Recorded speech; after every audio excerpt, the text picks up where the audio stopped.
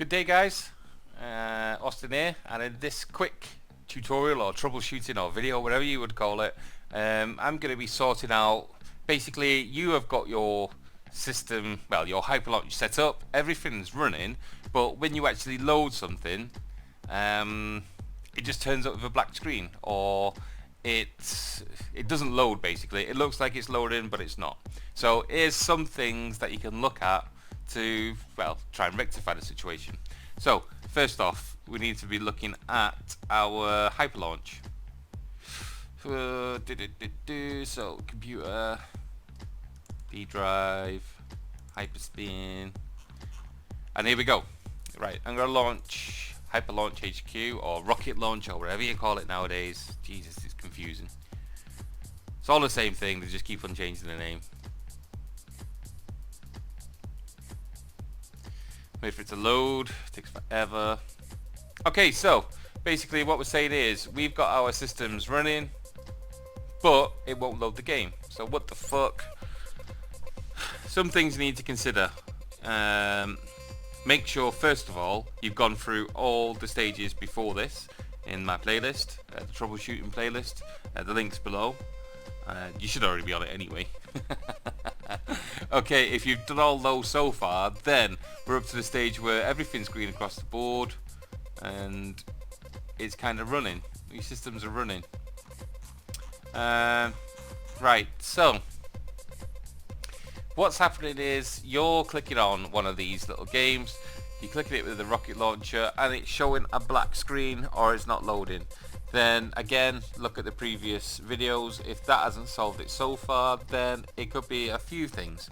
Now, one of them is some emulators or some people's systems and emulators seem to have issues with actually loading up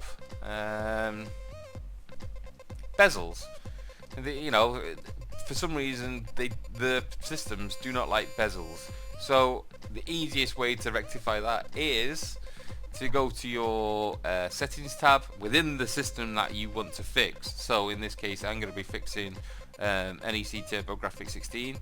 I click the tab at the top that says settings. I go over to the bezels tab, and in here we will have bezels. As you can see at this moment in time it's set to false, so I've already fixed it without even doing anything. But if you've got bezels enabled and you're having some kind of stutter or the game won't load, turn that to false. Okay, now then take yourself over to the games and give it another go. If after all that isn't working and you're still getting exactly the same error, then you know you've found that it's not bezels. If it has, well done. You can click end and start gaming. Okay, and that works if it's either a black screen or it is stuttering. Oh, excuse me. Okay, so what if, I don't know, it's not the bezels, it's still not working, what else can you do? Okay, next thing, go to settings again, go to fade, and turn fade in to false. Basically what that's going to do is it's going to look a little more ugly, but this is the fault find. Once it's false, you take yourself over back to your games, load up the game again, and if that isn't working, or as in it loads the game or it doesn't load the game, sometimes the emulator that you're using will give you a pop-up window to say, hang on a minute, something's fucked up. Now if you're using fade, sometimes fade over, I don't know, covers that over, so it's telling you, but it can't get through to you. Basically it's telling you what's wrong, but you can't see it. So by turning off the fade, it's allowing the emulator to tell you what's wrong. Sometimes it works, sometimes it doesn't. It may be something completely different, but again, if it's helped you, well done, crack on gaming. If it's not, then again, keep on watching and let's see if we can get to the bottom of it. Okay, so you've done that. We've had a look at the modules. The next thing is the actual BIOS itself. Again, this is very emulator specific, and in order to fix this, then I don't know, say for example RetroArch, you are experimenting and you want RetroArch to use MES as a system. Now, you're going to have trouble, because at the state of the way it is at the moment, there's a lot of issues with using MES within RetroArch. Same with MAME, and to be honest, I personally like to use MES as a standalone emulator, and I also like to use it as MAME. I like to use MAME as a standalone emulator also, because I like the visuals, I like the way it works, and it controls well, so, you know, why fuck around? Yeah, it's nice to have one emulator to rule them all, but it can draw up a lot of issues with getting systems to run because the emulation isn't perfect, or the way HyperLaunch launches them with the modules hasn't been ironed out, because RetroArch changes so much and there's so many hidden things that you have to change here and there that it's probably just easier just to run them standalone anyway. So yeah, if you're using them, then please just use standalone emulators. That can't help. Now the only other thing, and the last help that I can give you for this kind of situation, is the module itself. Yeah, you've got it working and everything's good. However, it may not be working well. It may, this module that you're using may not be playing well for your system. Now in some rare situations, now this isn't everyone, so please explore every other avenue before you get to this stage. Well, basically the module may not be working properly for your system. I don't know what that problem may be. You know, I'd have to look at each system individually just to try and see what's going on. But I'm not going to do that.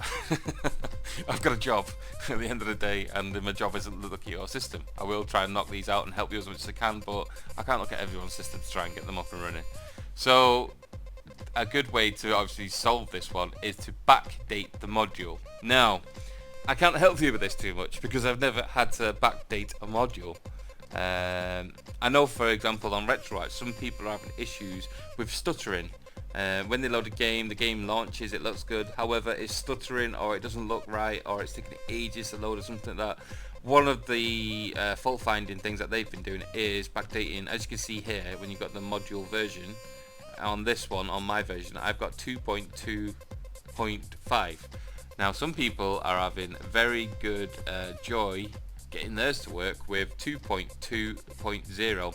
Now by the time of you watching this video, it's probably superseded about 50 times anyway, especially RetroArch. It's updated so often that the module has to try and keep up with it.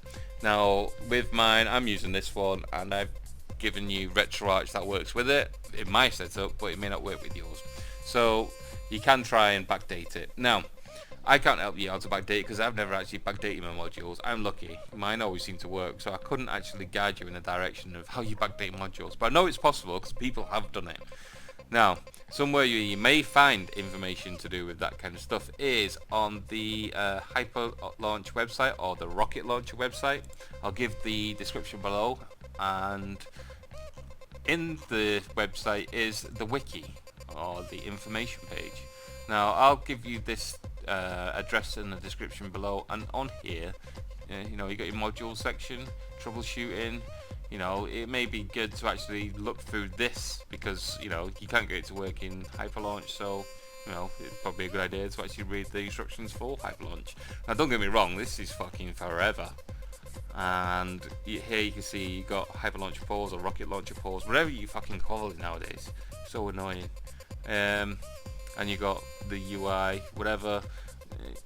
I'd focus on this bit for now because this is the bit that we're using.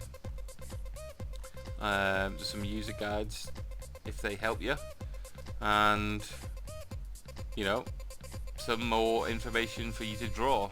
You know, I'm just trying to give you as much help as I can here.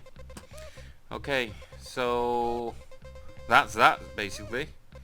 You know, keep on. If we still haven't solved your problem, then keep on looking at the videos. Maybe we might find something that actually gets you up and running. So still more to come, so good luck.